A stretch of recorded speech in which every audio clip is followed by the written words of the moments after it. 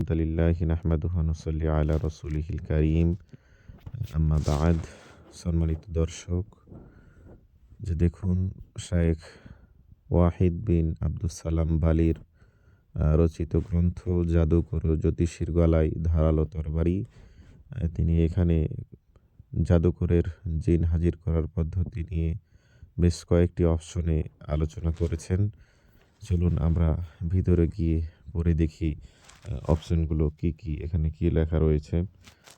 প্রথমে যে অপশনটি তিনি নিয়ে এসেছেন, দেখুন, জাদুকর ও শয়তানের মধ্যে চুক্তি। আমরা এখানে ক্লিক করি, আমরা পড়ি।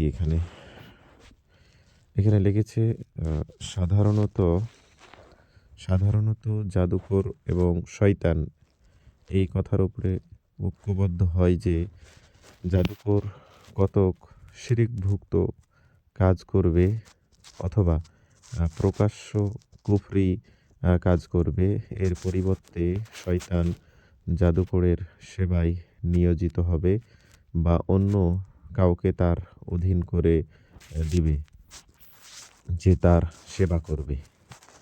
আর চুক্তিটি হয়ে থাকে সাধারণত জাদুকর ও জিন শয়তানের গোত্র প্রধানের সাথে, মানে প্রধান যে তার সাথে এই চুক্তিটি কিন্তু হয়ে থাকে।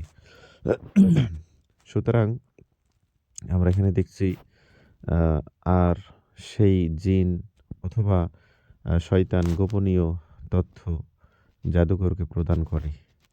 দুজনের মাঝে শত্রুতা সৃষ্টি বা উভয়ের মাঝে মহব্বত সৃষ্টি করিয়ে দিয়ে থাকে।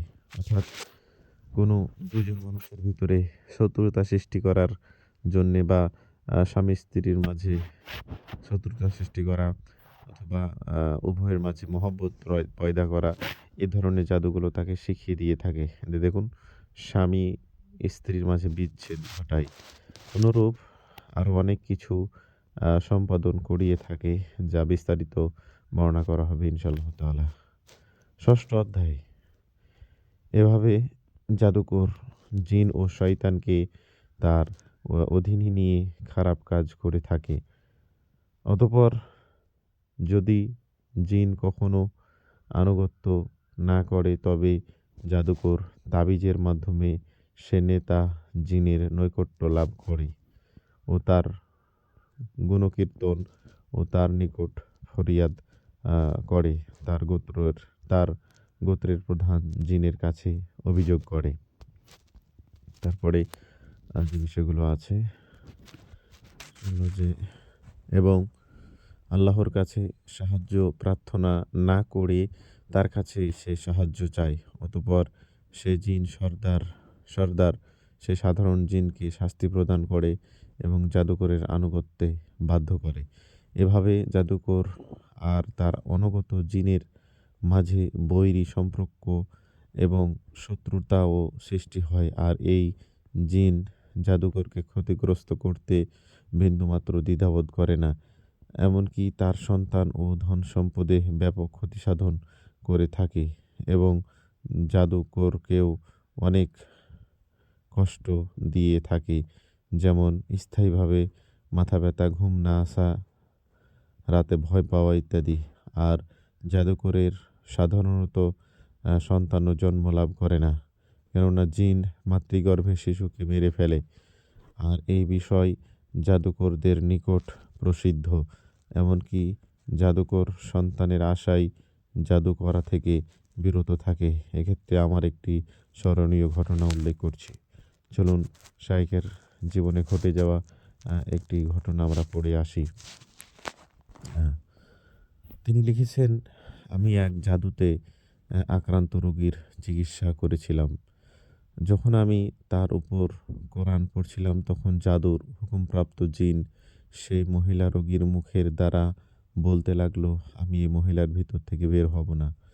আমি জিজ্ঞেস করলাম, কেন তুমি বের হবে না? তখন সে বলল, জাদুকর আমাকে মেরে ফেলবে। আমি বললাম, তুমি এমন স্থানে চলে যাও, যে তুই এমন স্থানে চলে যা যেখানে জাদুকর পৌঁছতে পারবে না। উত্তরে জিনটি বলল, জাদুকর আমাকে খোঁজার জন্যে অন্য জিন প্রেরণ করবে। তখন আমি বললাম যে, "তুই সত্য ও নিষ্ঠার সাথে তওবা করে শিখ তুই সত্য ও নিষ্ঠার সাথে তওবা করে শিখিয়ে দিব যা তোমাকে কাফের জিনের অনিষ্ট থেকে রক্ষা করবে।" তখন সে বলল, "আমি আ মুসল আমি মুসলমান কখনো হব না। বরং আমি সবসময় খ্রিস্টান থাকবো।" আমি বললাম, "ধর্ম গ্রহণে কোনো বাধ্য নেই বাধ্য বাধ্য করা নেই। কিন্তু তুই এখন এই মহিলা থেকে বের হয়ে যা।" সে বলল, "কখনো না।" আমি বললাম, "আ এখন আমি তোর উপরে কোরআন পড়বো যে পর্যন্ত তুই চলে না যাবি।" অতঃপর আমি ওকে অনেক মারলাম।